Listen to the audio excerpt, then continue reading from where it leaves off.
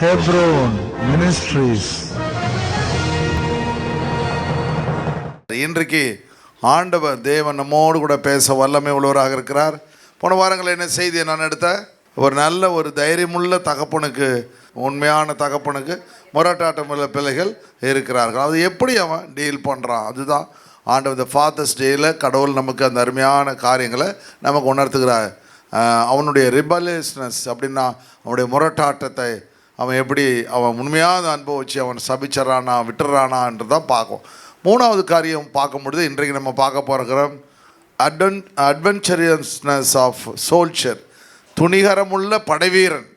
அப்படின்னா உண்மை உள்ள ஃபெய்த்ஃபுல் ஒரு சர்வன்ட்டு அந்த ஆர்மியில் இருக்கிறான். அதுபோல் நம்ம குடும்பத்தில் சில சமயத்தில் நான் சொல்லும் பாருங்கள், ஒரு பிள்ளை சரியில்லைனாலும் அடுத்த பிள்ளையை ஆண்டவர் உருவாக்கி வச்சுருப்பார். ஹல்லேலூயா.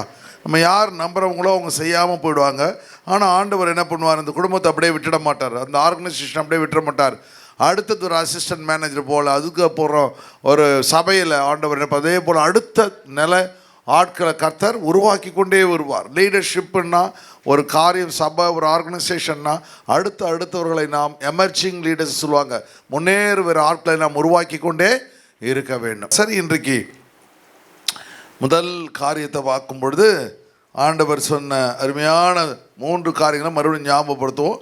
தைரியமுள்ள ஒரு தகப்பனாய் நீங்கள் குடும்பத்திலே இருக்க வேண்டும். போல்ட்னஸ் ஆஃப் ஃபாதர், தைரியமுள்ள. இந்த தாவீதுட்ட ஒரு பெரிய தைரியம் இருந்துச்சு. ஹல்லேலூயா. நல்ல ஒரு தைரியம். ஒரு பக்கம் ராஜா, இன்னொரு பக்கம் ஒரு அப்பா, தகப்பன். ஒரு தைரியமாக இருக்கிறான், எதை பற்றியும் கவலைப்படல. இந்த அப்சலோம் அவனை துரத்துறான், அவன் வெறுநடையாக நடந்து போகிறான், அழுதுகிட்டே போகிறான். போகும்பொழுது அங்கே என்ன பண்ணுறான், ஊசாயை விட்டுட்டு போகிறான். பிறகு அங்கே ஆசாரியனை விட்டுட்டு போகிறான். அவனுக்கு என்ன விசுவாசம், என்னை அழைத்தவர் ஒரு நாளும் என்னை கைவிடவே மாட்டார், திரும்ப எனக்கு கொண்டு வருவார் என்று ஒரு விசுவாசத்தோடு போகிறான். இந்த அப்சலோம் என்ன பண்ணுறான், அகிதோப்போல் அவனுடைய ஆலோசனைக்காரன் தம் பக்கம் வச்சுக்கிறான். பிறகு என்ன பண்ணுறான், ஊசாயை தம் பக்கத்தில் வச்சுக்கிறான்.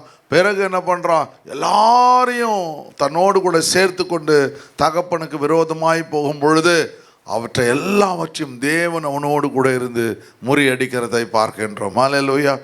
அப்போ அந்த முரட்டாட்டம் உள்ள ஆட்கள் ஆர்கனைசேஷனில் இருப்பாங்க, நல்ல பெரிய கம்பெனியில் இருப்பாங்க, யூனியன் ஸ்ட்ரைக்லாம் பண்ணுறாங்க பார்த்தீங்களா.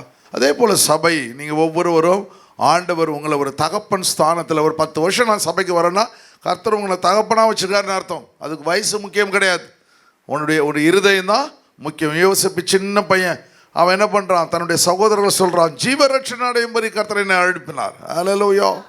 அப்போ தகப்பனா அங்கே செயல்படுறான். தகப்பன் ஸ்தானத்தில் யோசிப்பு செயல்படுகிறத பார்க்க முடிகிறது. ஆண்டவருடைய திட்டங்கள். அதுபோல் ஆண்டவர் உங்களை தகப்பனா, நல்ல தைரியமுள்ள தகப்பனாய் இருக்க வேண்டும். 2வது நாம் இந்த காரியங்களை. அப்போ 3வது காரியம் பார்க்கும் பொழுது ஒரு துணிகரமுள்ள உண்மையுள்ள உன்னோடு கூட நல்ல ஒரு படை வீரர்களை நீங்கள் சேர்த்து கொள்ள வேண்டும். ஹல்லேலூயா. இங்கே பார்க்கும்பொழுது யோப் என்ற ஒரு படை தளபதி இருக்கான். அவன் தளபதியோடு கூட அநேக துணிச்சல் உள்ள உண்மையுள்ள படத்தளபதிகள் இருக்காங்க. அப்புறம் கடைசியில் பார்க்குறோம், அந்த தகப்பன் எத்தனை பிரச்சனைகள் வந்தாலும், அங்கே அப்சலோமே மரித்து போனாலும் அவன் எப்படி இருக்கிறான், ஒரு உடைக்கப்பட்ட இருதயம் உள்ள ஒரு ராஜாவாக இல்லை, ஒரு தகப்பனா, உண்மையான தகப்பனாக செயல்படுகிறத பார்க்க. அதே போல் சபை எப்படி இருக்க வேண்டும், உண்மையான தகப்பனாய் சபை செயல்பட வேண்டும் என்பதுதான் இன்றைக்கு நம்ம பார்க்குற காரியம். வாசிங்க இப்போது 3வது பகுதி 11ஆம் வசனமா 10ஆம் வசனத்தை வாசிச்சா அவனுக்கு புரியும். 10 ஒருவன் கண்டு யோவாவுக்கு அறிவித்து, அதை ஒருவன் கண்டு யோவாவுக்கு அறிவித்து, அப்சலோம் ஒரு கர்வாலி மரத்திலே தொங்க கண்டேன் என்றான். இதோ அப்சலோம் கர்வாலி மரத்திலே தொங்க கண்டோம். அப்போது அந்த காட்டில் யுத்தம் நடக்குது. யுத்தம் நடக்கும் பொழுது இந்த என்ன, போன வாரங்களை பார்த்தோம், அந்த கழுதை என்ன பண்ணிடுது, அவனை விட்டுட்டு ஓடி போயிடுது அப்படின்னு பார்த்தோம். என்ன நடக்குதுன்னா, அங்கே அப்சலோம் என்ன பண்ணுறான், ரொம்ப அழகுள்ளவன். இந்த தாவீது ரொம்ப அந்த அப்சலோமை அதிகமாய் நேசிக்கிறான். இந்த அப்சலோமுக்கு ஒரு நல்ல தங்கச்சி சகோதரி இருக்கா. அவள் பேர் என்ன, தாமார் இல்லையா. தாமார் என்ற தங்கச்சி, அழகான தங்கச்சி. அவனை என்ன பண்ணுறான், அந்த அம்னோன் என்ன பண்ணுறான், அம்னோன் தானே, அவனை கெடுத்து விடுகின்றான். அதில் அவன் கோபப்பட்டு என்ன பண்ணுறான், அவன் என்ன பண்ணுறான், எல்லா ராஜ ஆட்களையும் இங்கே அனுப்புங்க அப்படின்னு சொல்லிட்டு அனுப்பிச்சு ஒரு பேங்க்வெட் அரேஞ்ச் பண்ணுறான். அப்படின்னா ஒரு விருந்து அரேஞ்ச் பண்ணுறான். விருந்துக்கு எல்லா ராஜகுமார்களையும் அழைக்கின்றான். அழைச்ச போது எல்லாம் போகிறாங்க. அப்போது அவனும் போன்றான். போகும் பொழுது அவனை அடித்து அவனை கொன்று விடுகின்றான். எல்லாம் செதறப்பட்டு அடித்து முடித்த உடனே என்ன பண்ணுறாங்க, எல்லாம் கழுத மேலே தப்பிச்சு ஓடி போயிடுறாங்க. ரொம்ப ஆச்சரியமாக இருக்கும். எந்த அவனை அடிச்சுட்டு கழுத மேலே தப்பிச்சு போனாங்களோ அதே கழுதையை கொண்டு கர்த்தர் இவர்களை நியாயம் தீர்க்கின்றார். அல்லேலூயா. அப்போ நம்ம என்ன விசுவாசி நம்பணும், நம்ம எது செய்தாலும் மேலிருந்து கர்த்தர் ஒருவர் நம்மை கவனித்து கொண்டிருக்கிறார். சர்வேலன்ஸ் கேமரா இருக்குது பார்த்தீங்களா, எப்படி சிசி கேமரா, அதுபோல் பரலோகத்தில் எக்கச்சக்கமான கேமராக்களை கர்த்தர் வச்சுருக்கிறார். அது நம்ம என்ன செய்கிறோன்னு சொல்லி தேவனுடைய பிள்ளை எல்லாரையும் கவனிக்கிறார். உங்களை மாத்திரம் இல்லை, நல்லவன் கெட்டவன் அயோக்கியன் எல்லாரையும் தேவன் கவனிக்கின்றார். அதுக்கு தகுந்ததான் நியாய தீர்ப்பு. அவனை குறித்து எல்லாமே யார் யார் பிறந்தாங்களோ அத்தனை பேரை பற்றியும் ரெக்கார்டு வச்சிருக்கிறார். பாருங்கள் எவ்வளோ பெரிய காரியங்கள் நடக்கிறது பார்க்க முடிகிறது. சரி, இங்கே பார்க்கும்பொழுது இப்போ வாசிங்க 11. அப்பொழுது தனக்கு அதை அறிவித்தவனை நோக்கி, நீ அதை கண்டாயே, பின்ன ஏன் அவனை அங்கே வெட்டி தரையில தள்ளி போடவில்லை? இப்போ இந்த யோவாபு சொல்றான், அவனை தான் அங்கே பார்த்தியே, ஏன் இவனை வெட்டிப்பட? யோவாபு யாருன்னா, ஜோப் யாருன்னா இந்த தாவீதுடைய கசின் சிஸ்டருடைய புள்ள, கசின் சிஸ்டருடைய பிள்ளை. அந்த தாவீதோட யோவாபோட 3 சகோதரர்கள். ஒன்று அபிஷாய், ஆசகேல். அபிஷாய், ஆசகேல். ஆசகேல் வந்து ரொம்ப வேகமாக ஓடக்கூடியவன், கலைமான்களில் வேகமாய் ஓடக்கூடியவன். அவனை அப்னேர் என்ன பண்ணுறான், கொலை பண்ணிடுறான். சாரி ஆமாம் அவன் அப்னேர் வந்து அவனை குத்திடுறான். அதற்கு பிறகு யோவாப் என்ன பண்ணுறான், அப்னேரை கொலை செய்து விடுகின்றான். அப்போது ஒவ்வொருத்தருக்கும் வஞ்சம் தீக்கிற எண்ணம் இருக்குது. ஆனால் இவன் எப்படிப்பட்ட தகவமாக இருப்பான், தனக்கு விரோதமாய் எழும்புகிறவளையே இயேசு கிறிஸ்துவை போல நேசிக்கிற எண்ணம் கொண்டவனாக இருக்கின்றான். அல்லேலூயா. அதனால் இந்த அருமையான பகுதியில் அநேக காரியங்களை தேவன் என்ன பண்ணுறாரு, நமக்கு கற்றுக் கொடுக்க வல்லமை உள்ள யோபு, அமாசா, அப்னேரு, அப்சலோம் எல்லாருக்கும் சாகறதுக்கு இந்த யோப் காரணமாக இருக்கான்.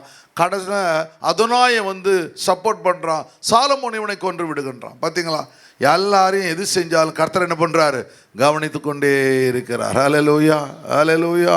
நம்ம சில சமயத்தில் சொல்ல, ஆண்டவரே யார் மறந்தாலும் என்ன மறவாதீங்க சாமின்னு சொல்கிறோம். உங்களை மறக்கவே மாட்டார், ஏன்னா அவனை கணிச்சுக்கிட்டே இருப்பார். அல்லேலூயா. 11ஆம் வசனத்தை வாசிங்க மறுபடியும். அப்பொழுது யோவாப் தனக்கு அதை அறிவித்தவனை நோக்கி, நீ அதை கண்டாயே, பின்ன ஏன் அவனை அங்கே வெட்டி தரையிலே தள்ளி போடவில்லை? தரையிலே தள்ளி போடவில்லை. நான் உனக்கு 10 வெள்ளிக்காசையும், நான் உனக்கு 10 வெள்ளிக்காசையும் ஒரு கச்சையும் கொடுக்க கடமை உள்ளவனாய் இருப்பேனே என்றார். கடமை உள்ளவனாய் இருப்பேனே.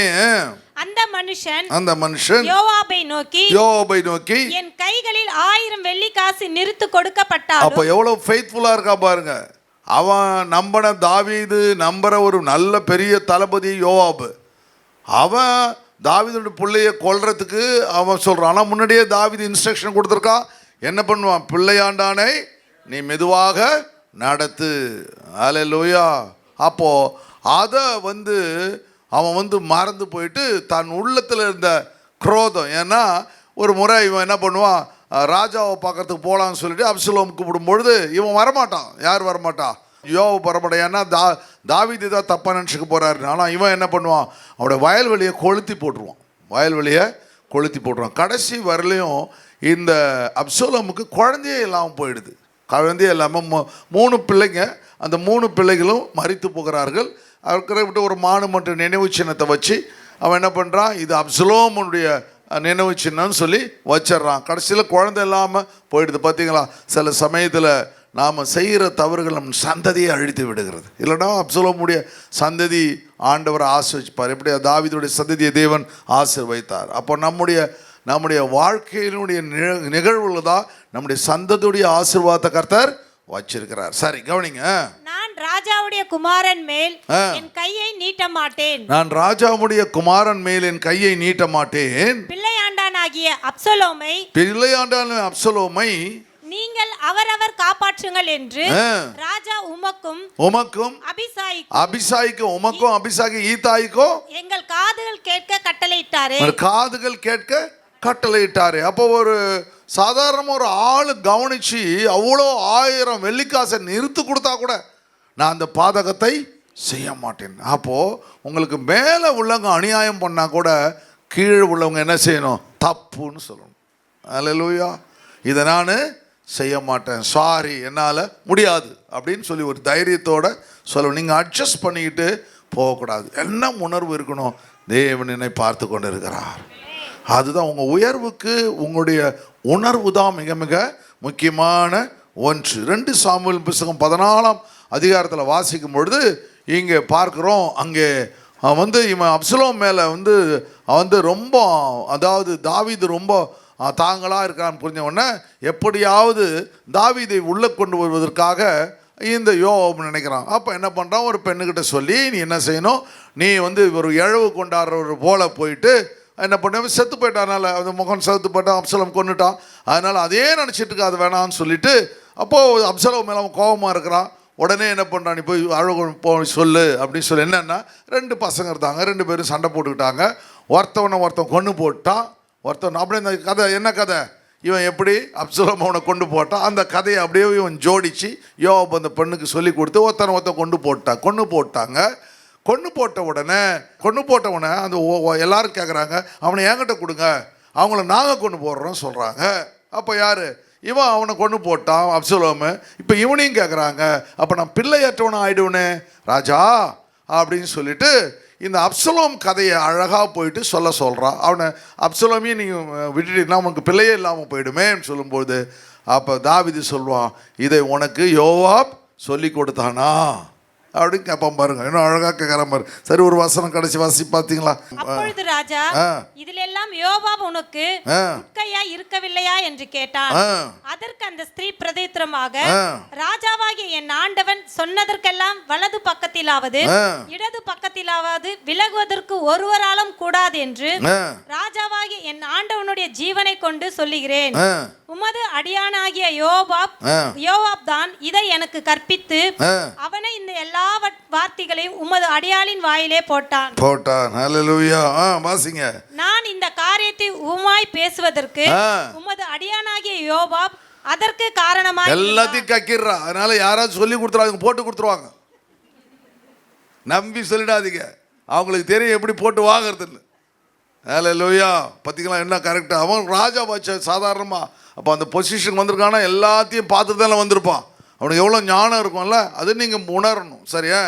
ஆனாலும் தேசத்தில் நடக்கிறதெல்லாம் அறிய என் ஆண்டவனுடைய ஞானம் தேவதூதனுடைய ஞானத்தை போல் இருக்கிறது. தேவதூதனுக்கு என்ன உலகத்தில் நடக்குதுன்னு தெரியும்ல, பிசாசுக்கே தெரியும் போது இல்லையா? அதனால தானே உங்கள் வீட்டுக்கு அப்பப்போ வந்துட்டு போகிறான், உங்களுக்கே தெரியாமல் சாப்பிட்டு போகிறான். அப்போ பிசாசுக்கே உங்கள் வீட்டில் நடக்கிறது. ஏன்னா போன வாரத்தில் ஒரு அம்மா என்கிட்ட சொன்னாங்க, பாஸ்டர் கரெக்டாக நைட்டு 12:30 மணிக்கு என் கதவை தட்டுறான், ஒரு சத்தம் கேட்குது, பயமாக இருக்குது அப்படின்னு சொன்னாங்க. அப்புறம் தண்ணி ஜெபம் பண்ணி கையில் கொடுத்தோன்னே சரி முடிஞ்சால் திறந்து என்னன்னு கேளுமா என்ன சொல்ல. நைட்டு தட்டுறான் பாவம், ஏதோ தண்ணிக்கு தாகமாக இருக்க, ஏதோ பிரச்சனையாக இருக்கும், அவனுக்கும் குடும்ப பிரச்சனை தான் இருக்குமா, அவனை ஒன்றும் இல்லாமல் தானே அலைஞ்சிட்டு இருக்கிறான், என்னன்னு கேட்டு ஏதாவது முடிஞ்சால் ஏதாவது உதவி செய்யலைன்னா கதவை போட்டுட்டு இந்த தண்ணியை தெளிச்சிருமா, அந்த வாசப்படியில் தண்ணியை தெளித்து ஆண்டவர் நாமத்தை சொல்லு, ஒரு பிசாசு உன் வீட்டுக்குள் வராது. ஹல்லேலூயா. அப்போ என்ன பண்ண, தேவதூதன் ஞானத்தை போல் இருக்கிறது. பார்த்தீங்களா? அந்த ராஜாவுக்கு என்ன சொல்கிறான், எல்லாத்தையும் ராஜா அறிந்திருக்கு. நாம் சொல்கிறான் பாருங்க, அந்த ஆள் நாம் என்ன செய்கிறோம், இந்த காட்டுக்குள்ளே என்ன செய்கிறோம் என்பதை ராஜா அறிந்திருப்பார். அதே போல் நம்முடைய ராஜாதி ராஜா இயேசு எல்லாவற்றையும் அறிந்திருக்கிறார். ஒரு சாதாரண ராஜாவே தேசத்தில் நடக்கிற காரியம் தெரியுதுன்னா, உன்னை ரட்சித்த ராஜா உங்களை குறித்து எல்லாவற்றையும் நிச்சயமாக அறிந்திருப்பார். உன் கண்ணீர் தெரியும், உன் கவலை தெரியும், உன்னுடைய பண கஷ்டங்கள் தெரியும், உன் குடும்ப கஷ்டங்கள் எல்லாம் தெரியும். எல்லாவற்றையும் மாற்ற அவரால் கூடும். ஹல்லேலூயா. ஆண்டோடைய இந்த அம்மா அழகாக சாட்சி சொன்னாங்க. நான் போனேன், ஹாஸ்பிட்டலில் போனேன், எல்லாம் சொன்னாங்க, உனக்கு இது இருக்குன்னா மறுபடியும் ஆண்டோடைய ஜெபிச்சுட்டு போனேன். கர்த்தர் பரிபூர்ண சுகத்தை கொடுத்தார். மாத்திரை வாங்கி அதை கூட கர்த்தர் மாற்றி போட்டார். அல்லேலூயா. அப்போ எவ்வளோ பெரிய காரியங்கள் ஒன்றுமே இல்லாமல் ஆண்டவர் இதை இன்றைக்கும் அவர் உயிரோடு கூட இருக்கிறார். சொல்லுங்கள், என் ஆண்டவர் இன்றைக்கும் உயிரோடு கூட இருக்கிறார். அவரால் கூடாத காரியம் ஒன்றும் இல்லை. சகலத்தையும் செய்கிற தேவன் என்னை ஒரு நாளும் கைவிடவே மாட்டார். கரங்களை தட்டி கர்த்தருக்கு நன்றி செலுத்துங்க. ஹல்லேலூயா. அப்போ 2வது வசனத்தை நம்ம வாசிப்போம். எபிரேயர் புஸ்தகம் 4ஆம் அதிகாரம் 13ஆம் வசனம். அவருடைய பார்வைக்கு மறைவான சிருஷ்டி ஒன்றுமில்லை. நான் காலையில் சொல்லிதான் பாருங்க, சின்ன பூச்சி, மூட்டை பூச்சியிலேருந்து யானை வரலையும் ஆண்டவர் என்ன செய்து என்பதை ஆண்டவர் அறிந்திருக்கிறார். ஆண்டவர் ஒவ்வொன்றுத்துக்கும் உயிரை கொடுத்து எதெல்லாம் உயிரோடு கொடுக்குதோ அவையெல்லாம் தேவனால் உருவாக்கப்பட்ட ஒன்று. ஹல்லேலூயா, ஹல்லேலூயா. ஆண்டவர் இந்த இது பார்த்தீங்களா, இந்த இது தேவலை எவ்வளோ பார்க்குறதுக்கு அழகாக இருக்கும் தெரியுமா? ஆனால் கை வச்சா கொட்டிட்டு டக்குன்னு. அது பேரில் சில பேர் ஆண்டவர் உங்களை ஆஸ்வதிப்பார். 4:13 வாசிங்க. அவருடைய பார்வைக்கு மறைவான சிருஷ்டி ஒன்றுமில்லை. சகலமும் அவருடைய கண்களுக்கு முன்பாக நிர்வாணமாயும் வெளியரங்குமாயும் இருக்கிறது. ஆதாம் பாவம் செஞ்சவன மரத்துக்கு பின்னாடி ஒளிஞ்சுக்கிட்டான் போயிட்டு. ஆண்டவர் கேட்குறாரு, ஆதாமே எங்க இருக்கிறாய்? கண்டுபிடிச்சாரு, இவன் பாவம் செஞ்சுட்டான், மறைஞ்சிக்கிட்டான். பத்தியா, எல்லாவற்றையும் தேவன் அறிந்திருக்கிறார். ஹல்லேலூயா. நம்முடைய வாழ்க்கையில் கர்த்தர் தேவன். நமக்கே தப்பு செஞ்சால் ஜபிக்கிறதுக்கு பயமாக இருக்கும் பாருங்கள். ஆனால் நீங்கள் நல்ல உண்மையாக இருந்தால் நீங்கள் என்ன பண்ணுவீங்க? ஒரு தைரியத்தோடு ஆண்டவர்கிட்ட போவீங்க. எனக்கெல்லாம் ஒரு சின்ன மிஸ்டேக் பண்ணால் கூட கர்த்தர் என்ன சொல்லுவார், ஒரு வார்த்தை பேசினா கூட அன்றைக்கி ராத்திரி வந்து பெரேடு இருப்பேன். பெரேடு இருக்கிறது தெரியுமா உங்களுக்கு? லெஃப்ட் ரைட் அப்படி பெரேடு. அது இல்லை, கையில் துப்பாக்கி தீ வச்சுன்னு ஓடுவாங்க, பார்த்துறீங்களா? அதான் பெரேடு எடுக்கிறது.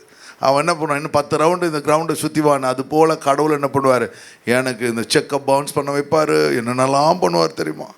இதுக்கு வம்பு பிடிச்ச வேலை எதுக்குன்னு சொல்லிட்டு, ஆண்டவரே மன்னித்து கொள்ளுங்க ஆண்டவரே அப்படின்னு சொல்லி சரண்டர் ஆகிடுவேன். அதுபோல் ஆண்டவர் தேவன் நம்முடைய வாழ்க்கையில் எல்லாவற்றையும் அவை எல்லாம் நிர்வாணமாய் வெளியரங்கமாக இருக்குது. அவருக்கே நாம் கணக்கு ஒப்புவிக்க வேண்டும். அவருக்கே நாம் கணக்கு ஒப்புவிக்க. To whom we must give account. அவருக்கே நாம் கணக்கு ஒப்புவிக்க வேண்டும். அப்போது என்னென்ன காரியம் தவறு, ஆடிட்டர் என்ன பண்ணுறான், ஒவ்வொரு சின்ன மிஸ்டேக் பார்க்குறான் பார். போன மாதங்களில் ஒவ்வொரு வருஷமும் இது நடக்கும். எனக்கு என்ன பண்ணுவான், நம்ம இந்த கூகுள் பேயில் அனுப்புகிறோம்ல யாருக்காவது, ஒரு 2500 ரூபாய், 3000 ரூபாய், 500 ரூபாய், 1000 ரூபாய். இந்த பாஸ்டங்களுக்கு நான் ஏழை போன மெடிக்கல் செலவெல்லாம் ஒரு 1000 ரூபாய், 700 ரூபாய் அப்படி அனுப்புவேன். அவன் கேட்குறாரு அந்த ஆடிட்டர், என்ன சார் ஒரு 700 ரூபாய் போயிருக்குது, 1300 ரூபாய் போயிருக்கு, 2000 ரூபாய் யாருக்கு அனுப்பிச்சிங்க சார் அப்படின்னு கேட்டார். இல்லை சார், அவர் கஷ்டப்பட்டு அனுப்புனா கணக்கு வேணும் சார். அவர்கிட்ட வவுச்சர் வாங்கினேன். எந்த வாஸ்டர்கிட்ட போய் வவுச்சர் வாங்குறது? அவர்கிட்ட வவுச்சர் வாங்கினீங்களா சார்? வவுச்சர் இல்லை சார் வவுச்சர் இல்லைன்னா நீங்கள் வந்து ஒரு பெரிய அமௌண்ட்டு நாங்கள் வவுச்சர் ரெடி பண்ணோம் சார், பில்லு ரெடி பண்ணோம் சார், அதுக்கு ரெடி பண்ணால் நீங்கள் எக்ஸ்ட்ரா காசு கொடுத்தாங்க. ஒரு ஆடிட்டருக்கு ஒவ்வொரு அக்கௌண்ட்டையும் கவனிக்கிறார் பார். ரொம்ப கஷ்டம். எல்லாத்தையும் சப்மிட் பண்ணும்போது எல்லாத்தையும் அந்த 31ஆம் தேதி நைட்டு கூப்பிட்டு நம்மளை ஒரு வழி ஆக்குவார் ஆடிட்டர். இது தப்பு, அது தப்பு, அது செய், இது செய், இதுக்கு இவ்வளோ பில் இல்லை.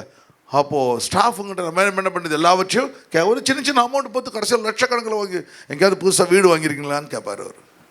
ஆமாம், என்னது இவ்வளோ வருது? இப்போ சின்ன அமௌண்ட் கடைசியில் 10 லட்சம் 20 லட்சம் வந்துடும் கடைசியில் போய். அதுபோல் அக்கௌண்ட்டு நாம் தேவனுக்கு கணக்கு ஒப்புவிக்க வேண்டும், அதை நம்ம கவனிக்க வேண்டும். ஹல்லேலூயா, ஹல்லேலூயா. கர்த்தர் உங்களை ஆஸ்வதிக்க வல்லம். சரி, சங்கீதம் 139 வாசிப்போம். உமக்கு மறைவான இருளும் அந்தகாரப்படுத்தாது. உமக்கு மறைவான the darkness shall not hide from you. இருள் இருக்குதுன்னா ஆண்டவர் வர்றாருன்னா அந்த இடத்துல வெளிச்சமாயிடும். இருள் அவருக்கு முன்னாடி இருளையும் வெளிச்சத்தையும் வெவ்வேறாய் பிரித்தார்.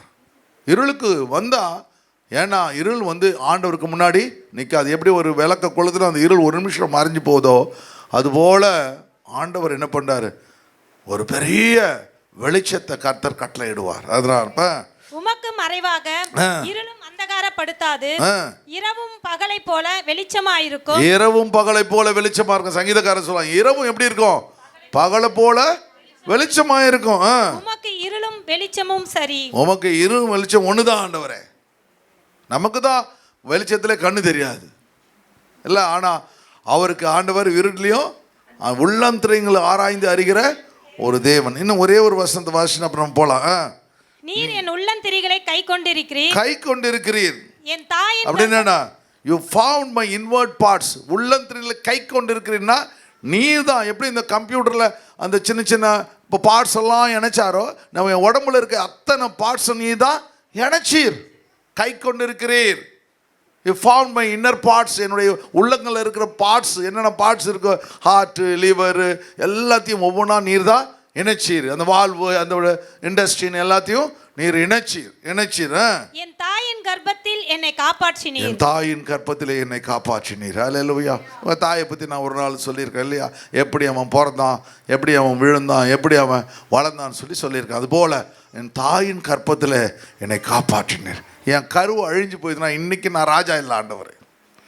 அல்லேலூயா. அப்போ ஆண்டவர் தேவன் என்ன பண்ணுறாரு, அது நிறையா இருக்குது. அந்த அந்த அதிகாரத்தில் எக்கச்சக்கமான காரியங்களை 17ஆம் வசனம் பாருங்க. 17ஆம் வசனம், தேவனே உமது ஆலோசனைகள் எனக்கு எத்தனை அருமையானவைகள். தேவனே உம்முடைய ஆலோசனைகள் எத்தனை அருமையா. how precious are your thoughts to me. உன் ஆலோசனை எவ்வளோ அருமையானது. அப்போ ஒவ்வொரு இடத்துலையும் அந்த ஆலோசனையை கேட்குறான். அவன் விசுவாசிக்கிறான், நம்புறான். கர்த்தர் தான் என்ன உருவாக்கினார் அப்படின்னு நினைக்கிறான். அப்போ சொல்கிறாரு, அந்த முசுக்குற்ற செடிகள் அவள் சத்தம் கேட்கும்போது நீ பின்பாக போ. இப்படி ஒவ்வொரு நான் ஜெயிப்பனா பெலிஸ்தியரை ஜெயிப்பாய், பெற்றுக்கொள்வனா பெற்றுக்கொள்வேன், எல்லாம் திருப்புவேன், எல்லாம் செய்வேன், எல்லாவற்றையும். இப்போ ஆலோசனைகளை கேட்கின்றான். அந்த அளவுக்கு விசுவாசம் கர்த்தர் மேலே இருக்குது. நீங்கள் கூட உங்கள் வாழ்க்கையில் எந்த காரியத்தில் உங்களுக்கு ஆலோசனை வேணுமோ கர்த்தர் அதை உங்களுக்கு கற்றுக் கொடுக்க வல்லமை உள்ளவராக இருக்கிறார். அல்லேலூயா. எத்தனை அருமையானவைகள், அதை ரசிக்கிறான். அவர்கள் தொகை எவ்வளவு அதிகம். எத்தனை முறை எனக்கு ஆவந்து பண்ணிருக்கீங்க. அவன் சொல்கிறான் பாருங்க, சிக்லாகில் நான் மாட்டிப்பண்ணா இருப்பேனா சொல்கிறான். சவுல் என்னை பின்தொடர்ந்து வருவானா சொல்கிறான். வருவான், நீ மாட்டி பண்ணுறாரு. எவ்வளோ அழகா டெரிஃபிக்காக எல்லாத்தையும் சொல்லி தருகிறார். ஒவ்வொரு இடத்துலையும் கர்த்தரவனை நடத்துகிறார். எல்லாம் ஆண்டோட அந்த அதெல்லாம் குகையில் கர்த்தரவனை கற்றுத்தருகிறார். இவ்வளோ காரியங்களை தேவன் அவனோடு கூட இருக்கிறார். அதனால தான் ஆண்டவர் தேவனை, அவனை அதிகமாக தேவனை விசுவாசிக்கிறான், நேசிக்கிறான். அவரும் அவனை நேசிக்கிறான். நீங்கள் அதிகமாக நேசிங்களா, உங்களை அளவுக்கு அதிகமாக கர்த்தர் நேசிப்பார். உங்களை ஒரு நாள் அவர் மறக்கவே மாட்டார். நாம் கண்ணவன் மேலே அன்பு வச்சிட்ருக்கோம், தேவையில்லாத காரியம் அது ஏமாற்றிட்டு போயிடுது. அதுக்கப்புறம் அழறோம், நம்ம ஏண்டா வச்சோம் அப்படின்னு சொல்லி. அந்த அன்பெல்லாம் நீ ஆண்டவர் மேலே வச்சிங்கன்னா அவ எல்லாம் கர்த்தர் உங்களுக்கு ஆசீர்வாதமாய் மாற்றுவார்.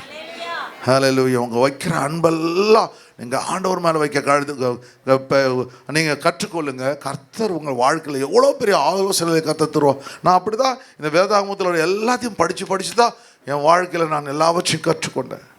நான் காலேஜ் முடிச்சுட்டு வரும்போது எனக்கு யாருமே இல்லை சொல்லி தருவதற்கு. யார் இருக்கிறா எனக்கு பிஸ்னஸ் யாருக்கு சொல்லி தருவா, என்ன பிஸ்னஸ் பண்ண ஒன்றுமே தெரியாது. எடுத்து அப்படியே உபவாசம் இருந்து அழுவேன். ஒன்று ஆண்டவரே. அந்த நாட்களில் 81 என் டிகிரி படித்தேன். இன்றைக்கி ஒரு கெட் டுகெதர், எங்கள் யூனிவர்சிட்டியோட கெட் டுகெதர், இது முடிச்சுட்டு நேராக போனேன் கெட் டுகெதர். அதில் அவங்க என்கிட்ட ஒரு ஃபோட்டோ கொடுத்தாங்க. நான் உங்களுக்கு ஒரு நாள் இந்த ஃபோட்டோவை காமிக்கிறேன். அந்த ஃபோட்டோ கொடுத்தாங்க. அப்போ அவங்க ஃபோட்டோ கொடுத்து காட்டுறாங்க, நீ உன்னை கண்டுபிடி நான் பாரு. நிஜமாவே ஒரு 15 நிமிஷம் ஆச்சு என்னை கண்டுபிடிக்கிறதுக்கு எனக்கு. அப்போது 1980 1980 இப்போ 40 வருஷத்துக்கு முன்னாடி நடந்தது. எப்படி எவ்வளோ ஒல்லியாக இருக்கிறேன் அப்படின்னு பார்த்தேன். கண்டுபிடின்னு கொடுத்தா என்னால் கண்டுபிடிக்க முடியல, ஆனால் ஆண்டவர் கண்டுபிடிப்பார். ஹல்லேலூயா. நம்ம இந்த சைஸில் இந்த வயசில் என்ன சைஸ் இருப்புன்னு அவருக்கு தெரியும். அந்த வயசில் என்ன சைஸ் இருப்புன்னு ஆண்டவருக்கு தெரியும். அப்புறம் ஒரு 1/2 மணி நேரம் கழிச்சு டக்குன்னு கண்டுபிடிச்சிட்டேன். சரி, ஆண்டவருக்கு ஸ்தோத்திரம். ஓகே, ஆண்டவர் எல்லாவற்றையும் ஆண்டவர் என்ன பண்ணுறார், நமக்கு கற்றுத்தருகிறார். சரி, 4வது